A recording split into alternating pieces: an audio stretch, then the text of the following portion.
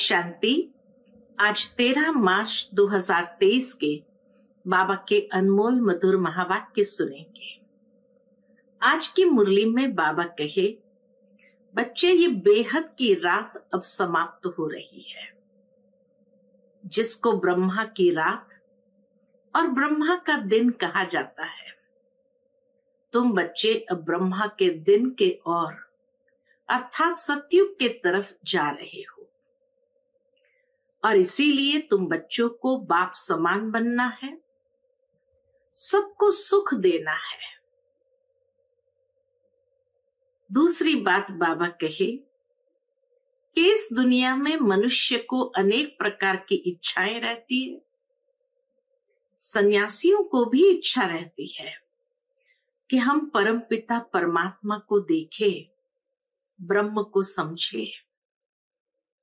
लेकिन तुम बच्चे अब स्वर्ग की स्थापना कर रहे हो, इसीलिए तुम स्वर्ग के मालिक बन जाते हो, तो वहां तुम्हारी कोई भी इच्छा नहीं रहती है। ब्रह्मा का दिन शुरू हो जाता है और इसीलिए इच्छा मात्रम अविद्या स्थिति हो जाती है। तो सुनते हैं आज बाबा के मधुर महावाक्य। ओम शांति। मीठे बच्चे, याद में रहते रहते यह कलयुगी रात पूरी हो जाएगी। तुम बाप के पास चले जाएंगे, फिर आएंगे दिन में। यह भी वंडरफुल यात्रा है। आज की मुरली से प्रश्न है, तुम बच्चों को स्वर्ग में जाने की इच्छा क्यों है? बाबा पूछे, तुम बच्चों को स्वर्ग में जाने की इच्छा क्यों है? उत्तर, क्योंकि तुम जानते हो जब हम स्वर्ग में जाएं तब बाकी सब आत्माओं का कल्याण हो, सब अपने शांति धाम घर में जा सके। तुम्हें कोई स्वर्ग में जाने का लोभ नहीं है, लेकिन तुम स्वर्ग की स्थापना कर रहे हो, इतनी मेहनत करते हो, तो जरूर उस स्वर्ग के मालिक भी बनेंगे। बाकी तुम्हें कोई दूसरी इच्छा नहीं है। मनुष्य को तो इच्छा रहती है हमें भगवान का साक्षात्कार हो, लेकिन वह तो तुम्हें स्वयं पढ़ा रहे हैं। आज की मुरली से पहले गीत बजा है, रात के राही थक मत जाना, सुबह की मंजिल दूर नहीं। ओम शांति। रात के राही का अर्थ तो बच्चे नंबरवार पुरुषार्थ अनुसार जानते होंगे। अगर बच्चों का स्वदर्शन चक्र फिरता रहता है, स्मृति में रहते हैं, तो वह समझ सकेंगे कि बरोबर हम दिन अर्थात स्वर्ग के कितना नजदीक पहुंचे हैं। जो चीज स्मृति में रहती है तो समझ सकते हैं कि हम स्वर्ग के कितना नजदीक पहुंचे हैं। बच्चों को समझाया है ये बेहद का दिन और रात है। ब्रह्मा की बेहद की रात कहा जाता है। गीता में ये अक्षर है, ब्रह्मा का दिन और ब्रह्मा की रात। तो बाबा कहे, ब्रह्मा की बेहद की रात कहा जाता है। शास्त्रों में कितना अच्छा नाम लिखा हुआ है। ऐसे नहीं कहा जाएगा कि लक्ष्मी नारायण की भी रात होगी, नहीं। ब्रह्मा का दिन, ब्रह्मा की रात कहा जाता है। लक्ष्मी नारायण तो वहां राज्य करते थे, फिर जरूर सृष्टि चक्र को फिरना है। लक्ष्मी नारायण का राज्य फिर सतयुग में आना है। सतयुग के बाद त्रेता, द्वापर, कलयुग जरूर आना है। तो जरूर सतयुग में फिर वही राजा होना चाहिए।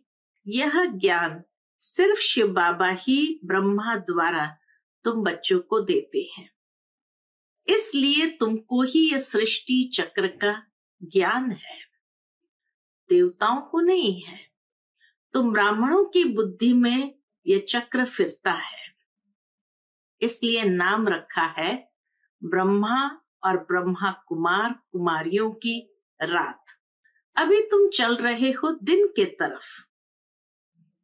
सतयुग को दिन, कलयुग को रात कहा जाता है।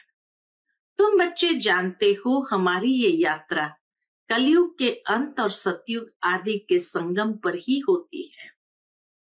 तुम बैठे कलयुग में हो, तुम्हारी बुद्धि वहां है। हाँ, बैठे कलयुग में है लेकिन बुद्धि सतयुग की ओर है। आत्मा को समझना है, हमको ये शरीर छोड़कर बाप के पास जाना है। शरीर तो अंत में छोड़ेंगे, जब मंजिल पूरी होगी तब शरीर छूटेगा, अर्थात बाप योग सिखाना बंद करेंगे। पढ़ाई का अंत होगा, तब तक बाप सिखाते पढ़ाते रहते हैं। बच्चे बाप की याद में रहते हैं।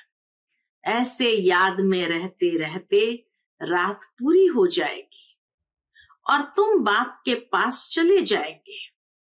फिर तुम आएंगे दिन में। यह है तुम्हारी वंडरफुल यात्रा। बाप दिन स्थापन करते हैं तुम ब्रह्मा कुमार कुमारियों के लिए। अब दिन अर्थात सतयुग आ रहा है। अभी तुम कलयुग रात में बैठे हो। निरंतर बाप को याद करते रहो। बाप ने समझाया है सभी को मरना है जरूर। कलयुग अंत हो रहा है तो सभी को शरीर तो जरूर छोड़ना है। मनुष्य पूछते हैं कब मरना है, कब विनाश होगा। अब दिव्य दृष्टि से विनाश का साक्षात्कार किया हुआ है, फिर इन आंखों से देखना जरूर है। और स्थापना जिसका साक्षात्कार करते हैं वह भी इन आंखों से देखना है। मुख्य जिस ब्रह्मा का दिन और रात गाया हुआ है उनको ही स्थापना और विनाश का साक्षात्कार हुआ है। तो जो दिव्य दृष्टि से देखा है वह प्रैक्टिकल जरूर होगा। भक्ति मार्ग में जो कुछ साक्षात्कार होता है वह दिव्य दृष्टि से देखते हैं। तुम भी दिव्य दृष्टि से देखते हो। तुमको किसी चीज की इच्छा नहीं रहती। बाबा कहे तुमको किसी चीज की इच्छा नहीं रहती। सन्यासी लोगों को इच्छा रहती है। क्या इच्छा रहती है? परम पिता परमात्मा को देखने की।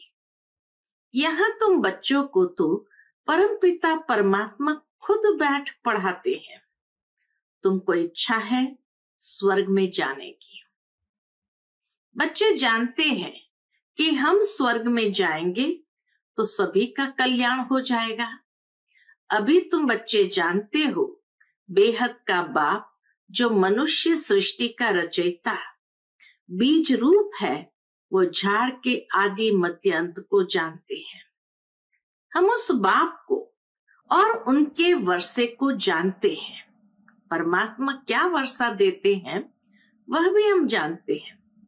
जैसे वह झाड़ होते हैं, जानते हैं ये आम का झाड़ है। बीज बोने से पहले 2-4 पत्ते निकलते हैं, फिर झाड़ बड़ा होता जाता है। तो वह है जड़ बीज। ये बाप है मनुष्य सृष्टि का चैतन्य बीज रूप।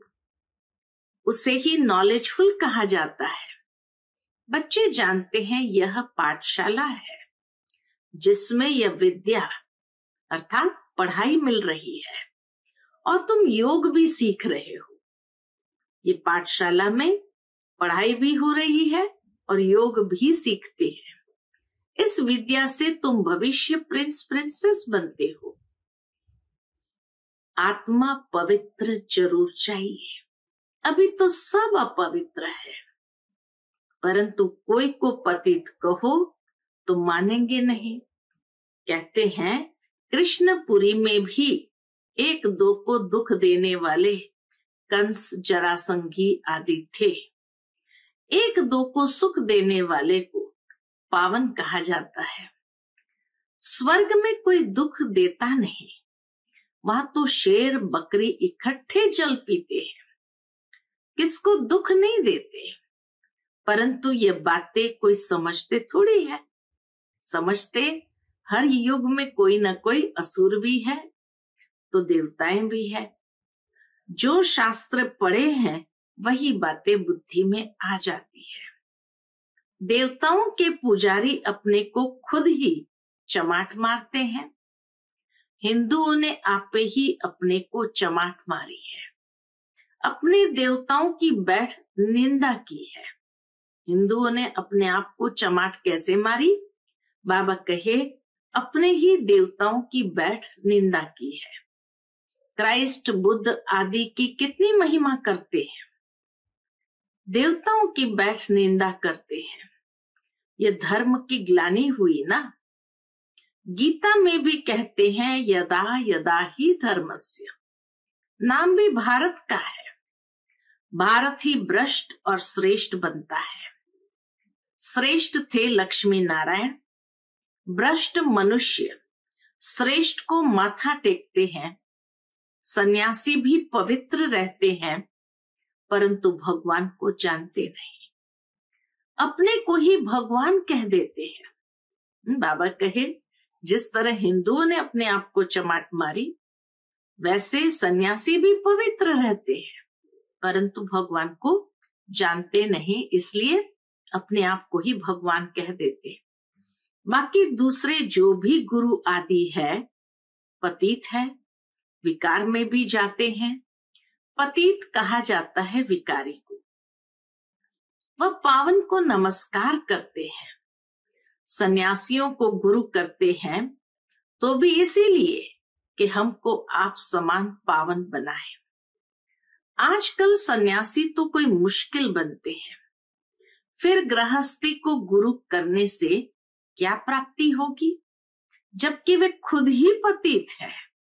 परंतु नई आत्माएं आती है तो उन्हों की कुछ महिमा निकलती है। किसको पुत्र मिला, किसको धन मिला तो खुश हो जाते हैं। फिर एक दो को देख सब गुरु करते रहेंगे। वास्तव में गुरु किया जाता है किस लिए? सदगति के लिए। वह जरूर 5 विकारों का संन्यास किया हुआ पवित्र चाहिए। बाकी गृहस्थी गुरु करने से क्या फायदा? बाकी कोई गृहस्थी को गुरु करने से क्या फायदा? बड़े बड़े गृहस्थी गुरु है जिनके हजारों फॉलोवर्स हैं, कोई एक ने गुरु किया तो वह गद्दी चली आती है। शिष्य लोग उनके पांव धोकर पीते हैं। इसको अंधश्रद्धा कहा जाता है। मनुष्य भल गाते हैं कि हे भगवान अंधों की लाठी बनो, परंतु इसका अर्थ भी नहीं समझते। भगवान को कहते हे भगवान अंधों की लाठी तू, परंतु इसका अर्थ भी नहीं समझते। अंधा यानी बुद्धिहीन। अब बुद्धिहीन कौन बनाता है? तो बाबा कहे अंधा बनाती है माया रावण। सब पत्थर बुद्धि बन जाते हैं। इसलिए बाप कहते हैं ये जो भी शास्त्र आदि है इन सब का सार में आकर सुनाता हूं। नारद का मिसाल देते हैं। उनको कहा तुम अपनी शक्ल तो देखो, लक्ष्मी को वरने लायक हो। लक्ष्मी तो स्वर्ग में होगी। अभी तुम जानते हो हमें पुरुषार्थ कर भविष्य लक्ष्मी को व नारायण को वरना है। तो यह भी यहाँ की बात है। शक्ल मनुष्य की है, सीरत बंदर की है। बाप कहते हैं अपनी शक्ल तो देखो। मनुष्य तुमको कहेंगे तुम स्वर्ग का मालिक बनने का भी लोभ रखते हैं। उनको समझाना है अरे हम तो सारी सृष्टि को स्वर्ग बनाते हैं, इतनी मेहनत करते हैं तो जरूर मालिक भी हमको बनना पड़ेगा ना, कोई तो राज्य करेंगे ना।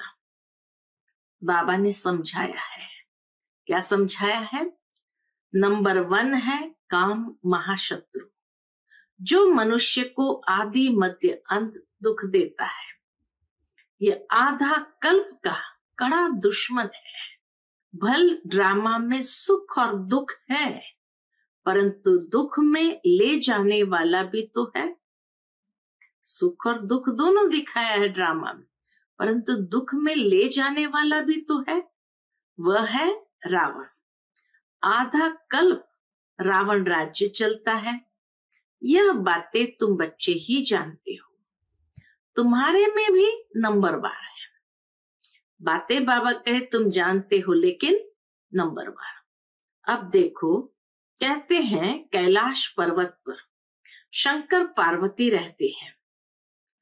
प्रेसिडेंट आदि भी अमरनाथ कैलाश पर्वत पर जाते हैं, परंतु इतना भी समझते नहीं कि वहां शंकर पार्वती कहां से आए। क्या पार्वती दुर्गति में थी जो उनको बैठ कथा सुनाई? सूक्ष्म वतन में तो दुर्गति का प्रश्न ही नहीं। कितना दूर दूर जाकर मनुष्य धक्के खाते हैं। यह है भक्ति मार्ग। दुख तो मनुष्य को पाना ही है। प्राप्ति है अल्पकाल की। मनुष्य जीवन में प्राप्ति है अल्पकाल की। वह कौन सी प्राप्ति है? तीर्थों पर जितना समय रहते हैं उतना समय पवित्र रहते हैं। कोई तो शराब बिगर रह नहीं सकते, तो छिपाकर भी शराब की बोतल ले जाते हैं तीर्थों पर।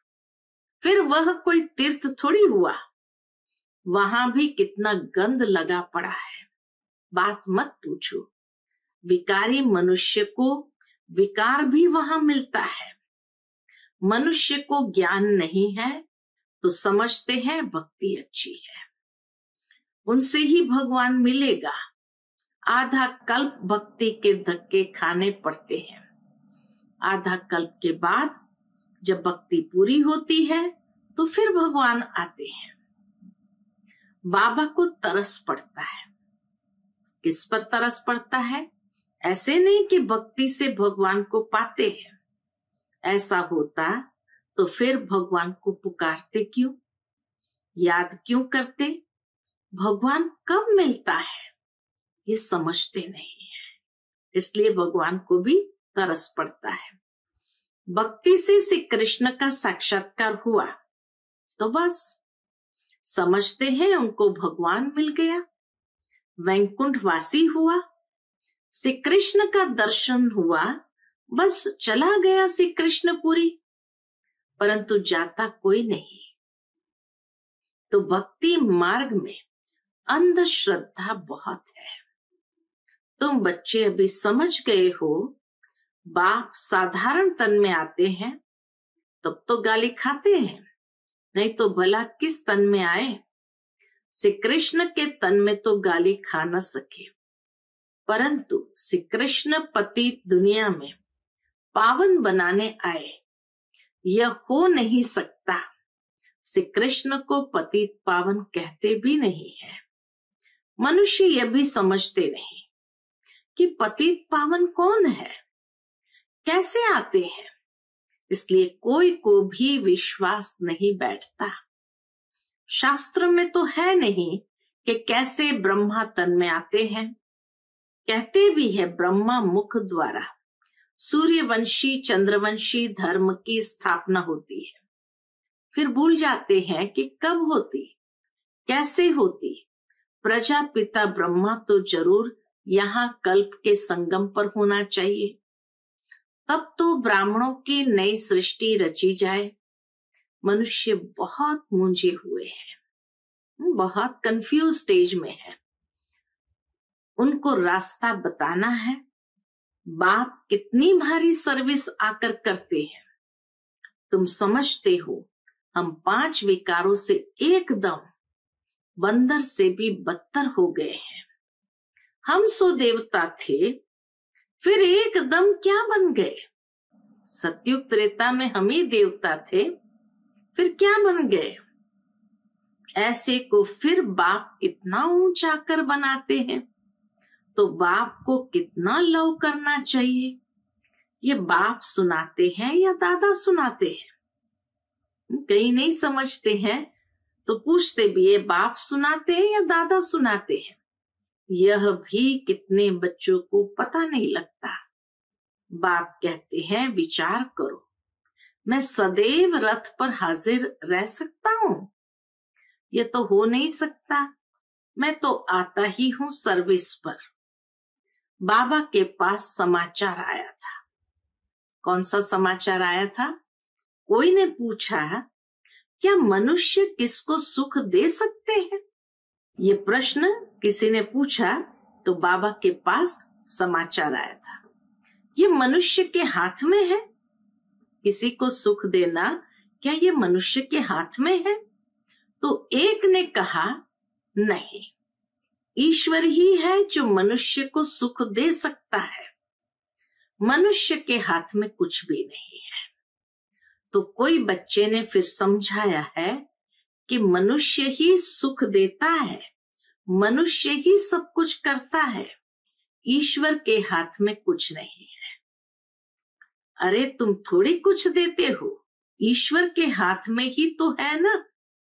समझाना चाहिए, श्रीमत पर चलना है। परम पिता की श्रीमत बिगर कोई सुख दे न सके। अगर मनुष्य सुख देता भी है तो वो भी श्रीमत के आधार पर देता है। अपनी बड़ाई नहीं करनी चाहिए। हम श्रीमत पर सारे सृष्टि को स्वर्ग बनाते हैं। तो देखो कितनी भारी भूल बच्चों की होती है।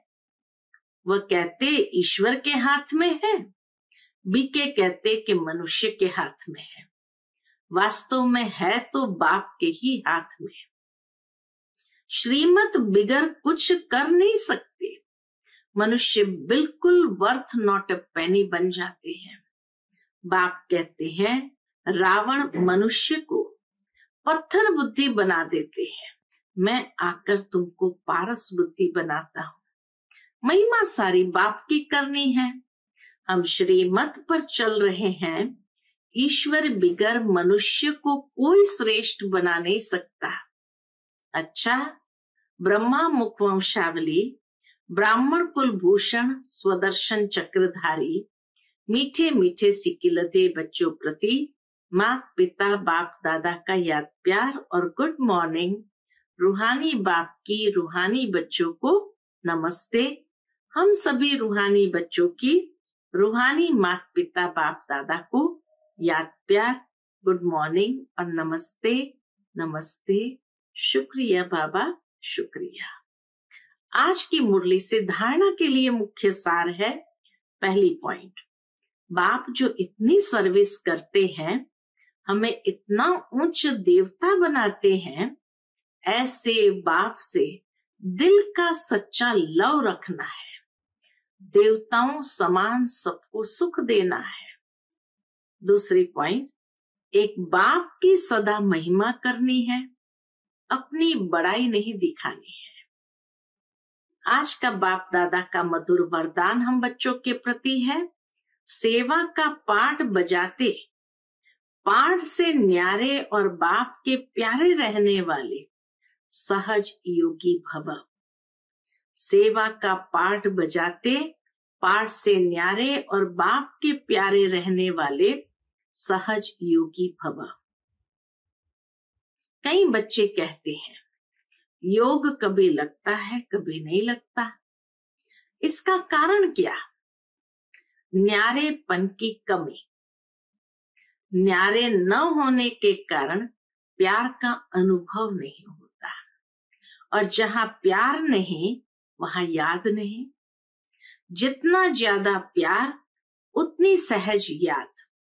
इसलिए संबंध के आधार पर पाठ नहीं बजाओ, सेवा के संबंध से पाठ बजाओ तो न्यारे रहेंगे। दुनिया की आत्माओं के साथ जब भी पाठ में आओ तो सेवा के संबंध से पाठ बजाओ तो न्यारे रहेंगे। कमल पुष्प समान पुरानी दुनिया के वातावरण से न्यारे और बाप के प्यारे बनो तो सहज योगी बन जाएंगे। आज का स्लोगन है, ज्ञानी वह है जो कारण शब्द को मर्ज कर हर बात का निवारण कर दे। ज्ञानी वह है जो कारण शब्द को मर्ज कर हर बात का निवारण कर दे। अच्छा, Om Shanti. Click here to like, subscribe, and press the bell icon to stay updated with our latest videos.